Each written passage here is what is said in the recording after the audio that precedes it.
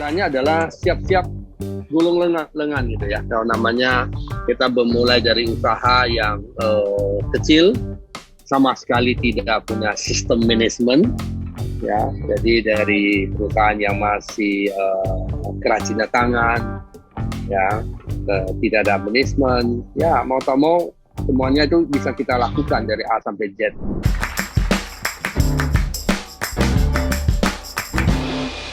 Adalah generasi kedua daripada PT Hokida tersebut yang dulunya dimulai oleh Pak Kusnadi, dimulai dari kampung halamannya di Bagan Siapi-Api sejak waktu dia masih umur 20, entrepreneur, membuat alat-alat dapur, panci, periuk, ya, baskom, itu semuanya dari bahan pelat logam, ya, dan dikerjakan dengan tangan.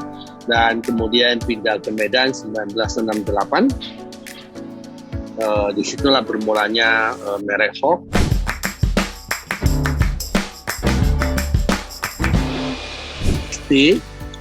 Boleh katakan ya 5 tahun, dan sebetulnya sudah mulai terlibat. Ya, terlibatnya bagaimana? Ya, kita juga sambil kerja di sana main-main. Ya, ada saja yang didapat digunting, diketok, ya, dipaku gitu kan. Jadi kita juga merasa senang, ya, bisa main-main juga di lokasi kerjanya Papa gitu kan. Dan memang Papa sengaja melibatkan saya. Ya, pelan-pelan makin berkembang sampai saya tamat SMA gitu ya. Sama SMA masih juga sering pulang kerja, tapi tentunya peran sudah mulai berbeda ya. Kalau sore-sorenya, malamnya ya buat catatan accounting, piutang-utang gitu kan, kita buat catatan simple. Nah, saat itu juga nama juga belum kuliah, masih SMA ya, cuma bukunya simple ya, catatan demikian, hitung gaji. Nah, itu orang udah pelan-pelan tambah menjadi puluhan. Nah, sampai saat kuliah, ya, saya kuliah di Universitas Nomensen di Medan, saya ambil jurusan ekonomi. Nah, di situ mulai terbuka wawasan, ya, bahwasanya ini kalau bisnis bukan hanya demikian pencatatan, ya, ada accounting yang harus benar, ya, ada debit kredit, buku jurnal dan sebagainya. Nah, disitulah mulai saya sambil belajar, ya, sambil benahi juga sistem di dalam perusahaan. Nah, even saya itu jurusan manajemen, tapi saya juga mengambil les accounting untuk sebagai tambahan, baca juga buku sistem akuntansi. Jadi secara jurnal, pembukuan dan sebagainya saya bangun sendiri. Ya, kadang juga orang yang accounting, anak buah saya juga heran kan, Pak, ini yang bangun sistem ini siapa gitu kan? Ya, semuanya sudah, waktu dia datang sudah ada jurnal segala macam, ya, buku besarnya, kartunya segala macam. Saya bilang, dari Bapak kan jurusan manajemen, kan saya bisa belajar sendiri kan? Penting mau ya, jadi itu prinsip itu. Jadi apa yang saya pelajari, saya terapkan. Nah, di situ mulai mengenal manajemen, mengenai marketing dan sebagainya. Tapi tentunya saat kuliah lebih banyak kenalnya teori, ya, sistem manajemen dan sebagainya. Nah, tapi dari teori menjadi praktek, nah tentunya itu satu kelebihan karena kita juga sambil belajar, sambil mempraktekkan ilmu yang kita pelajari.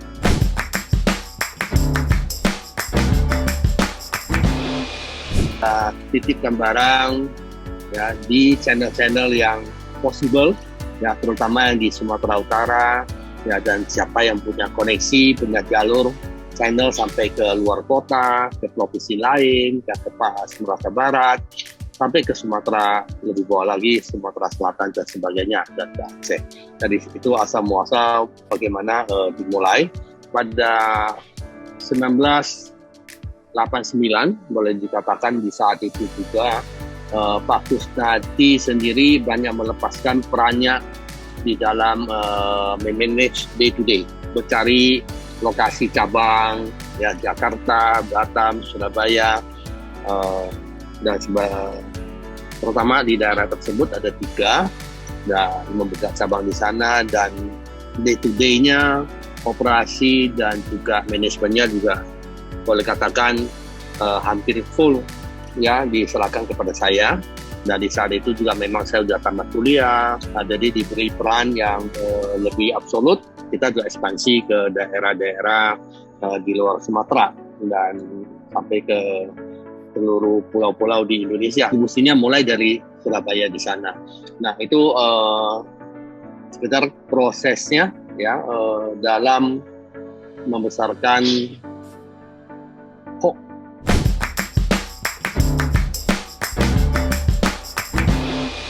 Secara kapasitas produksi, secara sistem manajemen, ya di tahun 2004 ya kita establish sistem manajemen bukan hanya yang kita buat sendiri, ya tapi sudah dapat sertifikasi ISO ya ISO namanya dan menjadi dasar daripada kualitas yang menjadi titik sentral saat itu kita dalam melakukan produksi.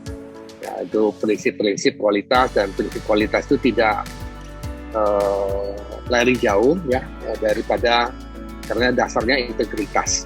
Ya, kita memberikan barang sesuai dengan harga yang dibayar oleh konsumen. Nah, ini menjadi inti utama prinsip kita dalam menjalankan usaha. Prinsip dasarnya integritas. Itu yang kita terapkan, jadi baik itu kita terapkan di dalam produksi kita, baik itu di dalam managing orang, ya, managing sumber daya manusia, ya kita tuntut juga integritas daripada orang-orang kita, gitu kan. Ya selain integritas tentunya, ya jujur istilahnya, orangnya juga perlu tanggung jawab ya, ada sense of belonging, ya, ada inisiatif, ada responsif lah gitu kan. Ya, jadi tidak apatis ya, jujur tapi apatis ya juga nggak ada gunanya kan. Ya, jadi itu yang menjadi dasar kita memilih orang-orang yang bisa menjadi dalam satu tim. Itu strateginya. Nah, tentunya tidak terlepas daripada kualitas. Ya, dan basicnya tadi kan integritas dan tentunya itu menyambung menjadi ke kualitas orangnya, ke kualitas produk. Jadi kita prinsip hanya dengan kualitas yang baik ya kita itulah sebagai arti kita memberikan nilai-nilai kejujuran yang ada di dalam filosofi kita kepada konsumen kita.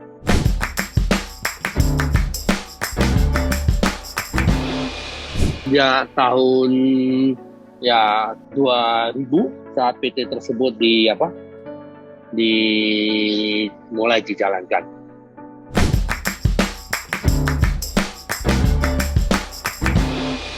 Cara memimpin saya, ya istilahnya adalah siap-siap gulung lengan gitu ya. Kalau namanya kita bermulai dari usaha yang kecil, sama sekali tidak punya sistem manajemen, ya. Jadi dari perusahaan yang masih kerajinan tangan, ya, tidak ada manajemen, ya mau tak mau semuanya itu bisa kita lakukan dari A sampai Z, ya. Jadi istilahnya sebagai juragannya iya, sebagai tukang sapunya juga iya, ya, tukang buka kuncinya juga iya, semua harus bisa.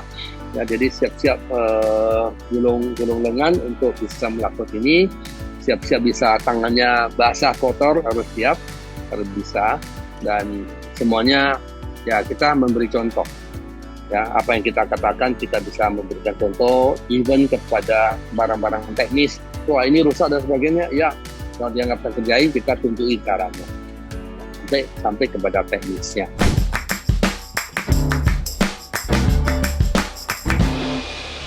Seperti kita ketahui dengan pandemi, ya semua berubah dengan sangat cepat. Ya ada masa-masa kapan ada survive, ada bangkit lagi. Kita kalau namanya mau bisa bertahan, ya dan bisa berkembang terus, ya ini harus kita ikuti terus, memanfaatkan dan mengikuti teknologi.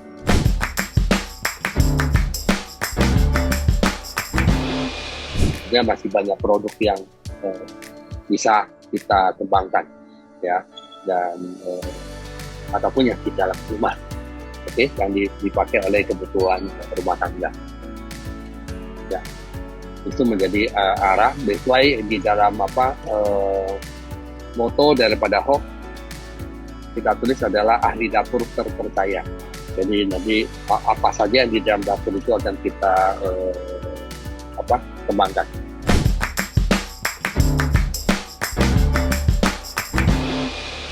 Meningkatkan produk-produk market share kita di tahun ini, ya, even bisa pandemik, produk kita juga sesuai dengan masanya pandemik, ya.